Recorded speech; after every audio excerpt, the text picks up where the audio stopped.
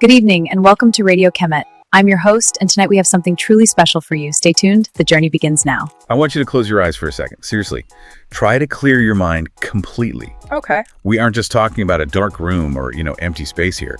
Imagine no sky above you, no earth beneath your feet, no up, no down. No names for anything. Exactly. Just an endless, dark, heavy, watery abyss stretching out in every conceivable direction.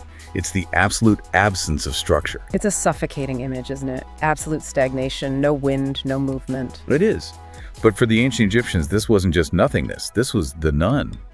And looking at the research, it seems like the none wasn't just a void. It was actually an infinite ocean of potential. That is a fantastic way to frame it. The none isn't empty, it's actually too full. It represents non-existence, sure, but it holds the potential for every single thing that will ever exist. So it's chaotic, formless energy just waiting for a spark. It's the raw material of the universe before the factory gets turned on. And that is our mission for this deep dive. We are wading into those terrifying waters to figure out how the ancient Egyptians believed the world actually began. But here is the thing that really surprised me when I was going through the stack of sources, and this might throw you off if you're used to other religions.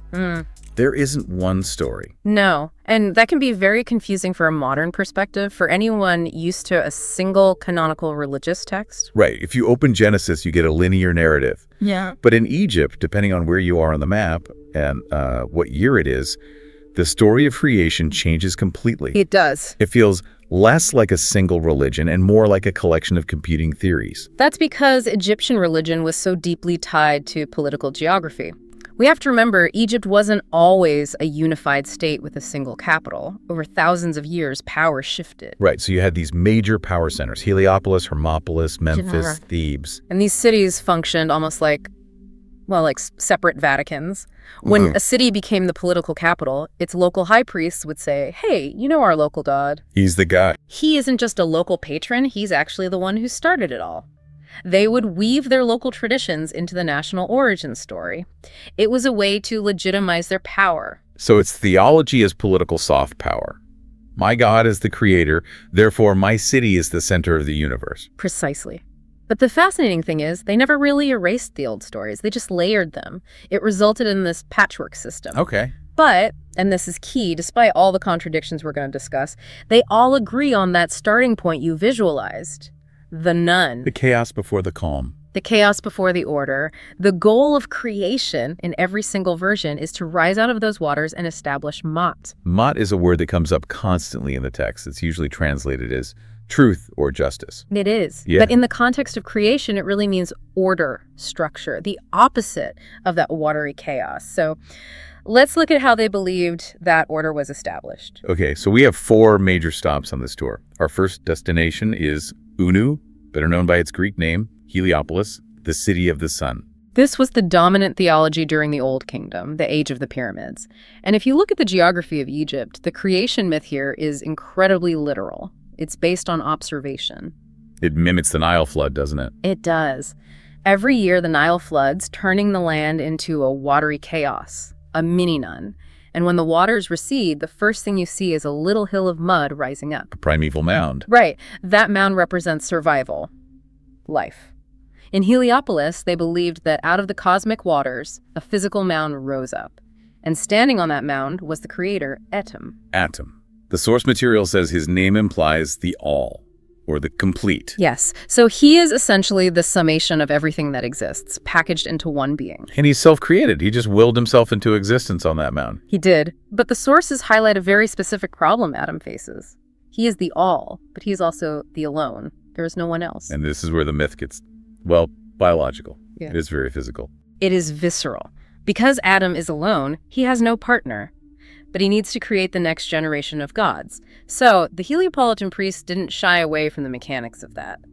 Okay, so one source says he sneezed out Shu, the god of air, and spat out Tefnut, the goddess of moisture. Which, granted, is a bit strange to our ears, but it gets the job done. He's expelling parts of himself to make new life. But there's another version too, isn't there? There is, a version that's explicitly sexual.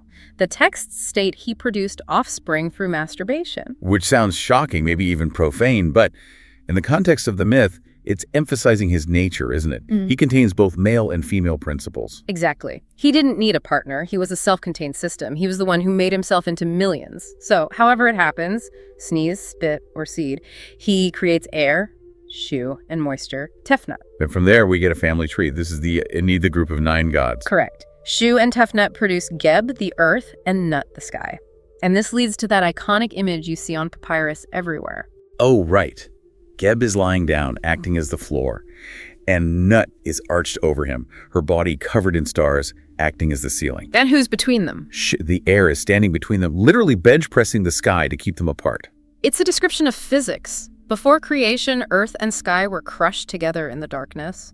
Creation is the act of pushing them apart, creating a bubble of air, an atmosphere where life can actually breathe. So Heliopolis gives us a very physical, solar-focused creation. Mud, sneezing, air bubbles, it feels very tangible. It does. But now we are going to travel south to Middle Egypt, to Hermopolis. And the vibe here is completely different. Very different. Hermopolis was the city of Thoth, the god of wisdom. Their theology wasn't focused on a single father-god figure like Atum. They were interested in the chemistry of the chaos itself. They focus on the Ogdode. That translates to the 8, right? Correct. Instead of a family tree, they conceptualized 4 pairs of elemental deities that lived inside the Nun. And these represent the ingredients of the primeval soup. That is a good way to put it. You had Nun and Nonet, representing water, He and Hahet for infinity, Kek and Kauket for darkness, and Amun and Amuneh, representing hiddenness or wind. The visuals for these are wild.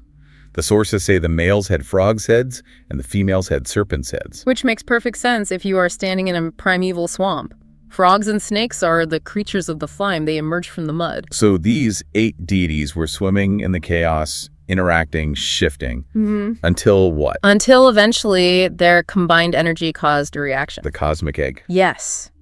Out of this chaotic interaction, a mound rises, and on that mound rests a cosmic egg. I have to stop you here because my absolute favorite detail in all these notes is who lays the egg. Yes. It is not a cosmic chicken. No. In the most colorful version, it is a celestial goose, delightfully known in the text as the Great Cackler. The Great Cackler. So the silence of the void is broken by a giant honk. A life-giving honk, yes.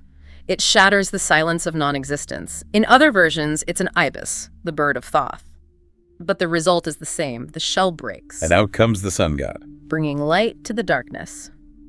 And the world begins. It's an interesting reversal. In Heliopolis, the sun god is the creator who starts the process.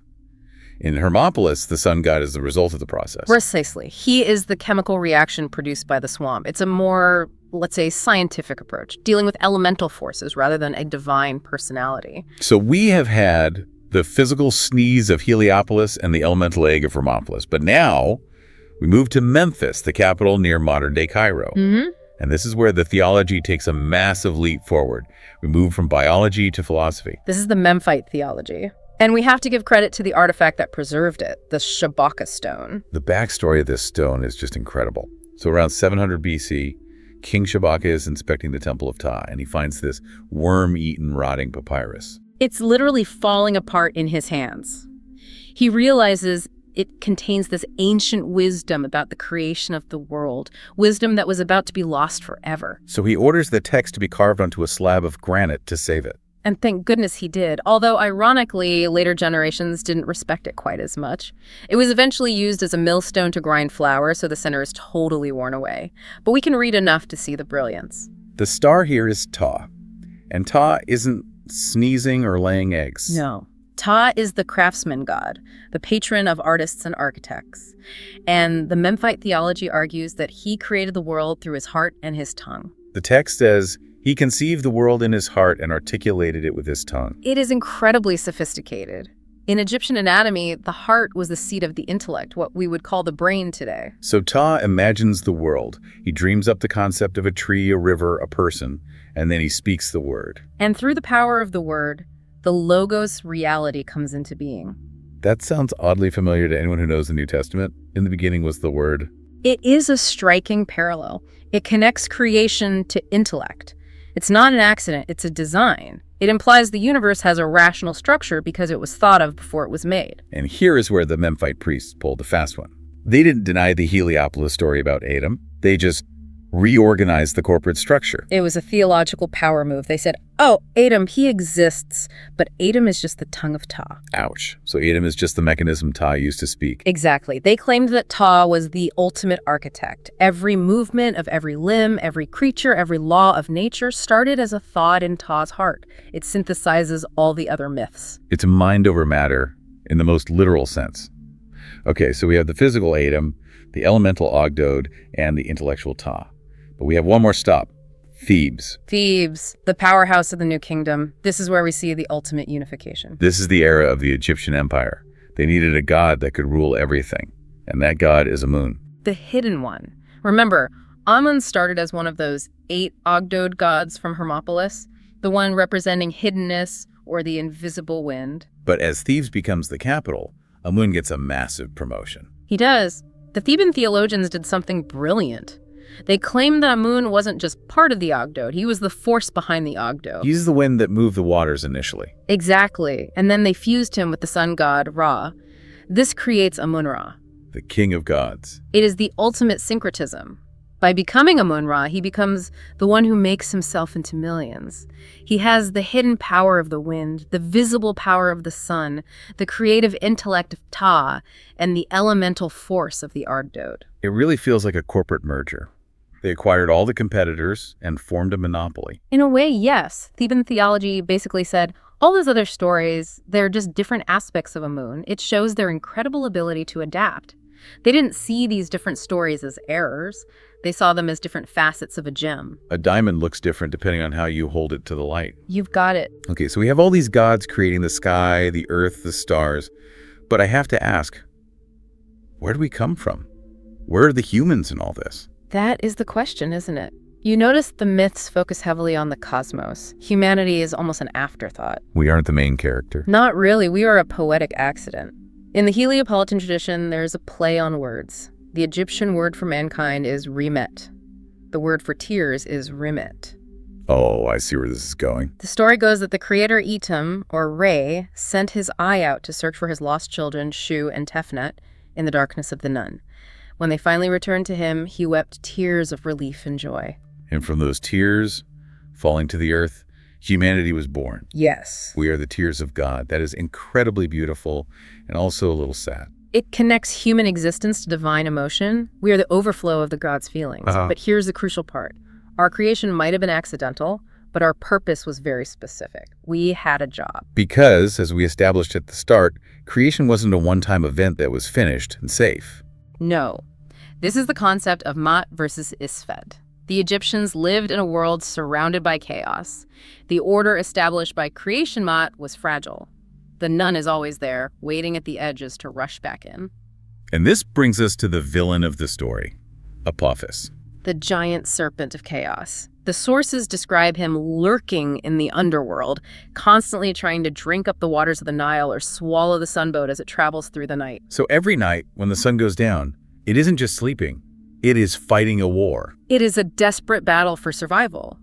If Apophis wins, the sun doesn't rise, and creation dissolves back into the Nun. And this is where the humans come in. Yes. The Egyptians believed that their prayers, their offerings, and the pharaoh's rituals provided the fuel for the sun god. We were the pit crew. We helped the sun defeat Apophis. It puts a lot of pressure on you when you wake up in the morning. It gives life meaning. You aren't just an observer. You are a participant in keeping the universe running.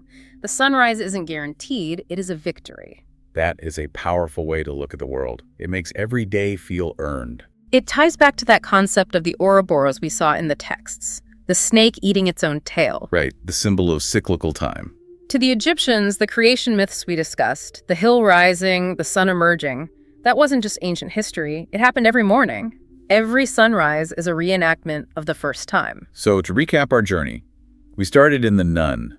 In Heliopolis, Atum sneezed out the air. In Hermopolis, a cosmic goose honked the sun into existence. In Memphis, Ta dreamed the world and spoke it into being. And in Thebes, Amun hid in the wind and became the energy behind it all. And through it all, the Egyptians didn't mind the contradictions. They embraced the complexity. It is a good lesson for us, honestly. Sometimes the truth is too big for just one story. I couldn't agree more. Before we go, I want to leave you with one image from the sources that really stuck with me. We talked about the Ouroboros, the cycle.